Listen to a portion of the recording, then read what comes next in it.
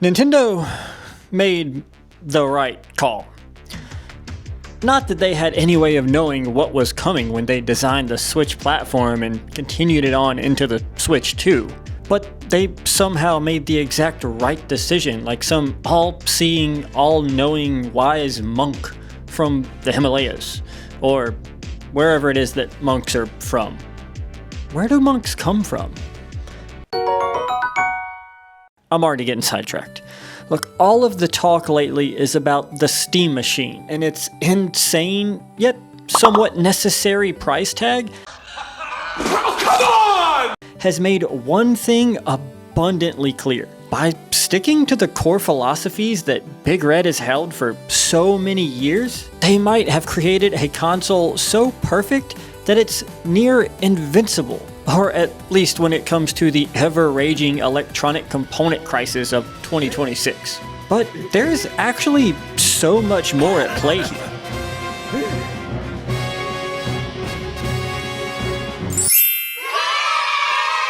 You see, years of decision-making that has sometimes made Nintendo seem like the lesser platform has suddenly made them the go-to platform for me and many, many other gamers. You know, it's almost like staying true to your values in a world that's slowly going off the rails could prove to be a smart decision.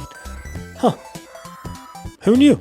Let's start by looking at generations past and years of handheld gaming that might have just gave Nintendo the insight needed to make it the powerhouse that it is today. When I was just a wee little man, Nintendo was still being competitive, at least as far as specs and performance goes. The N64 was innovating on a ton of technology at the time. It was the first place that had rumble in a controller. That seems so novel now, but Nintendo are the ones who introduced that to the world. And heading into the GameCube, Nintendo actually held the power crown, even against Sony's wildly successful PlayStation 2.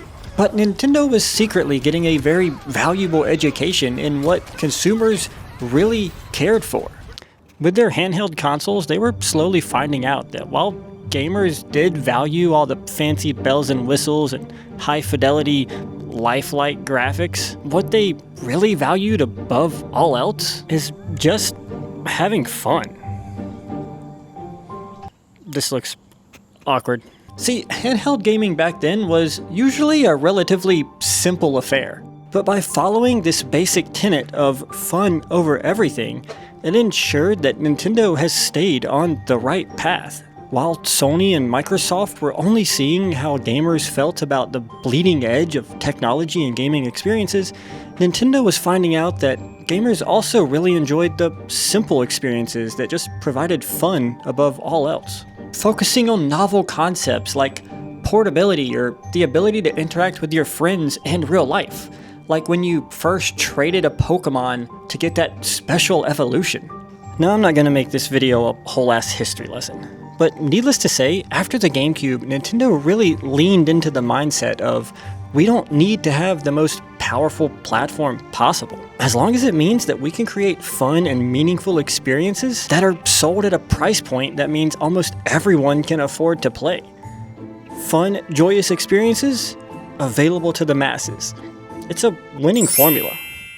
And this simple philosophy has been Nintendo's secret sauce ever since, and that's actually proving to be more important now than ever. See, with the launch of the Nintendo Switch, they unified their handheld and home console divisions, and they did so while launching a console that was still relatively affordable and covered both handheld and home console players. It was able to play games that were right at the edge of what you would expect out of a modern console, while still maintaining somewhat realistic goals for portable hardware and graphics. And this little detail, where Nintendo straddles the line between performance and affordability, will become so much more important as the industry slowly balloons into production costs in the hundreds of millions of dollars. While Sony and Microsoft continue to chase the pinnacle of graphics and fidelity, they're also chasing the costs of making these games.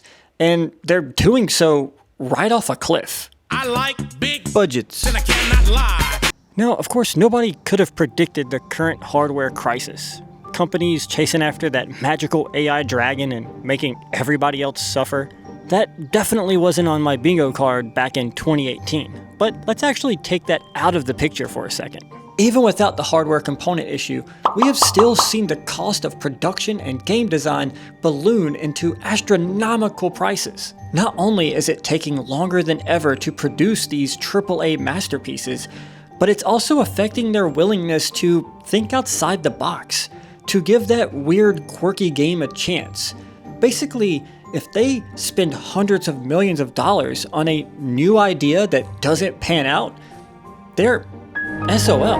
And while I do love getting more God of War games, I truly miss the days of Gravity Rush and Warhawk and Little Big Planet. Thank God for Astrobot. Hopefully, he makes it. Nintendo has faced the same rising cost of production that everyone else has, and the timeline on their game production has lengthened also, albeit to a somewhat smaller degree. But this is also where their unified hardware has really allowed their studios to shine. No longer being split between portable and home consoles means that they have a lot of output all focused on the same piece of hardware. And unlike Microsoft, who tried to buy their way into having tons of studios to combat this problem, Nintendo cultivated their studios naturally. Well, mostly. And since they're designed around gameplay first and having absolutely peak art styles, even their most ambitious games cost a fraction of what most AAA games cost to make. And because of their core philosophies, they're designed to stand the test of time. And this means that Nintendo is willing and able to take more risks. They're willing to take a chance on that silly and quirky idea that other AAA developers and publishers just wouldn't. I mean, we're getting games like Rhythm Heaven lead a Nintendo Direct. Neither Sony nor Microsoft would risk the time and resources unless it was a sure thing. But because Nintendo has kept their production scope so focused, they're able to take these chances. Not just because they're good guy Nintendo, but just because they played it smart. These games don't cost Nintendo as much to make. Now, when we couple the hardware component crisis along with the ballooning cost of game production, you really get this perfect storm where nobody can afford to buy or make games. But this kind of showcases Nintendo's genius. See, historically, Big Red has kind of been ridiculed for having the lesser machine. They're underpowered, they're using outdated technology. These are things that we all heard for both the Switch 1 and Switch 2. Quite frankly, it's been a criticism that's been leveled at Nintendo for generations now. It's a criticism that I had myself back before I gave the Switch a chance. And of course, this did cause some issues with third parties. Historically, Nintendo has been left in the dust when it comes to third-party support. And when they did actually get a third-party port or a version of a game, it was usually different or lesser than. Just look at some of the third-party stuff that came to the Wii. But that decision to stick to their values and trust their gut, the very thing that got them ridiculed in generations past, is what's going to get them through this entire crisis and probably do so relatively unscathed. And the timing of the Switch 2 couldn't have been better on Nintendo's part. Their partnership with Nvidia has finally reached a point where they are able to get chips that are able to utilize DLSS and do so at a relatively affordable price. It's crazy that I finally get to say this, but Nintendo has hardware that is capable of running most third-party titles, and it does so with fairly competitive performance and fidelity. Now, I know what you're saying. How does all of this make Big Red this wise, benevolent leader? Benevolent? Malevolent? How does it make Big Red this wise leader? Well, wisdom, discipline, call it what you will. Let's just look at the rest of the industry. Their closest handheld competitor is the Steam Deck, and that's over $700 for the base model. And Valve's soon-to-be released Steam Machine is over $1,000. And the performance isn't even cutting edge. It's not something that you would write home about. There are other benefits to having a gaming PC in the living room, sure, but everything else equal, the Switch keeps up with the Steam Machine and the Steam Deck with relative ease. And the ROG Ally and the Lenovo Legion Go are more expensive even still. Some of these PC handhelds can get up to $2,000. And then we have the other home consoles. The PlayStation 5 and the Xbox Series X are both $600 or more, depending on if you want to be able to play discs. Editor's note, this piece man from yesterday had no idea that Microsoft was going to wake up this morning and choose violence by raising the costs of Xbox yet again.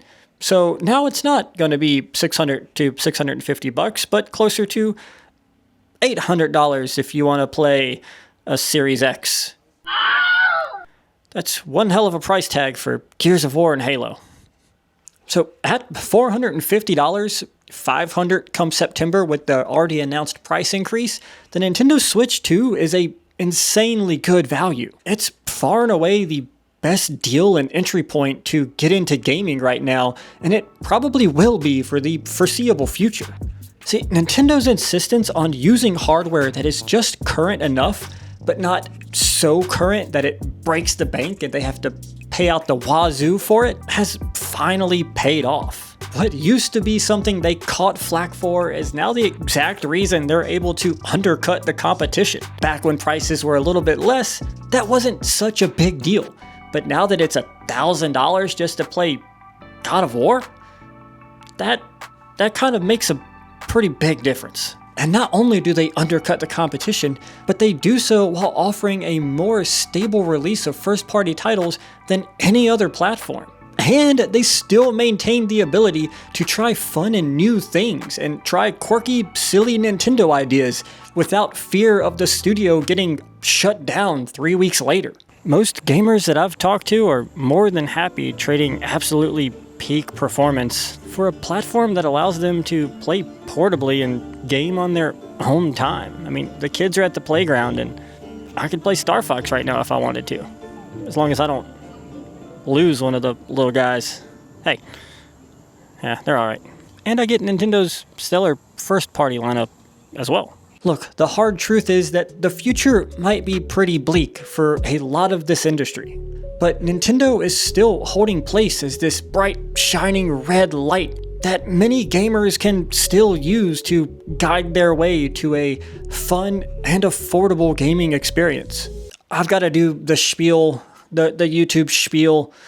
If you found this video interesting or compelling, if you've got value out of this video, consider giving me a thumbs up and subscribing to the channel.